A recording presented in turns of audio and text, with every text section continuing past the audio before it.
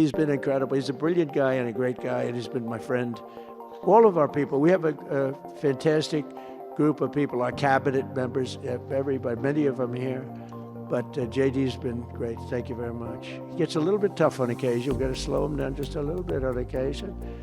He says his mind. Now then we have the opposite extreme. We have your friend sitting in the back. Your best friend sitting in the back is Marco. Marco does it with a velvet glove, but it's a kill, right?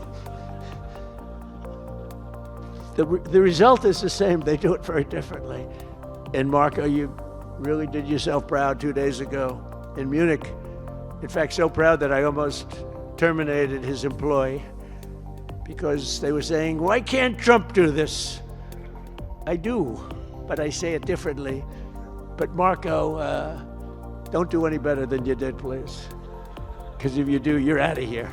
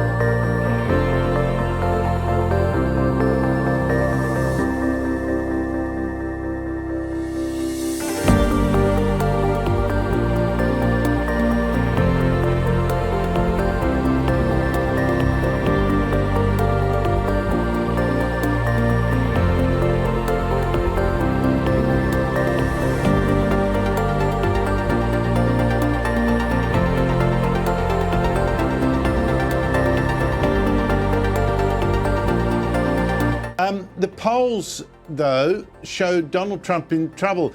I'm interested you say you've just come back from him. I wonder how chippy you found him, how upbeat. He's in trouble, though, ahead of the year's midterm elections. If the Republicans do badly, of course, it's going to be a lame duck president. Why is he struggling, or is he? How did he look to you? Well, first, I'll just answer that. The president was in a fantastic mood. He was on fire. Look, he was jovial, he was hysterical, he was, funny, telling jokes. So he's in a great mood. I think the one thing that's nice about where we are as a party is that all of the components are there. The economy's moving in the right direction. Job report recently was fantastic because most of the growth is in the private sector, not in the government sector. Inflation is tamed. It's under control. I think the one thing if the president's a victim of anything, it's his own success, meaning he talked about the borders. He solved the borders. He talked about improving the economy.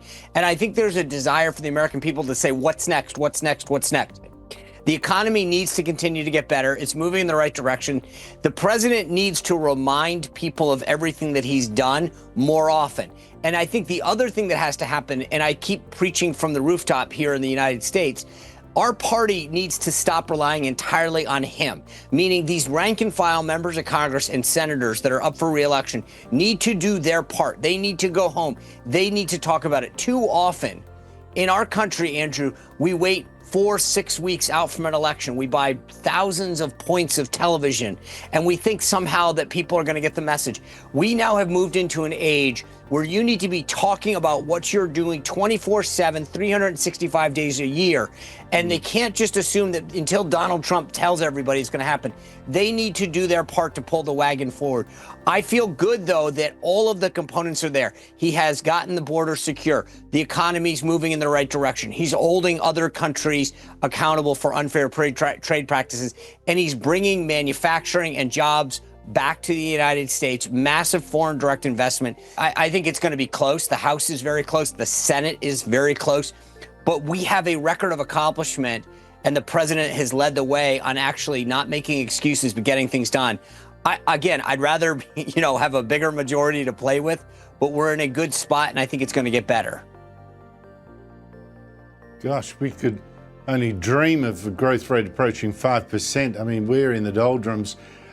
Meanwhile, you mentioned holding countries accountable. The US is sending more planes, of course, and more warships to Iran. You've got Israeli officials now saying war could come in days. They're, of course, on the front line here and will probably cooperate, participate. We had General Jack Keane on this show on Tuesday predicting a strike to take out Iran's leadership with Israel's help. How likely do you think it is? Well, this is really interesting. As you recall, prior to Prime Minister Netanyahu coming over here a few days ago, Israel was kind of asking the United States to proceed with caution when it came to strikes against Iran. That seemingly, you just read the new quote. I think that whatever meeting occurred, the meeting that occurred between Netanyahu and Trump seems to have yielded some kind of strategy. You saw the president move the Gerald R. Ford carrier strike group into the region. That's the second strike group that's there. These guys mean business. Now, the one caveat that I would take issue with General Keane, and I have a ton of respect for him, is what makes this operation very different from the first strike against Iran and from the Maduro attack in Venezuela, is that this is not an in and out, a strike and leave, a snatch and grab as it was in Venezuela.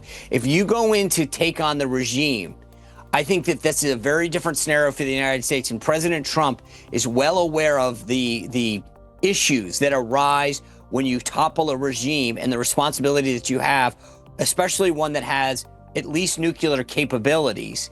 I think that's where I believe that there will be a limited strike focused on specific military targets, potentially some airfields, things like that, where they maim the regime. But I'm not sure that they're going for full regime change just yet.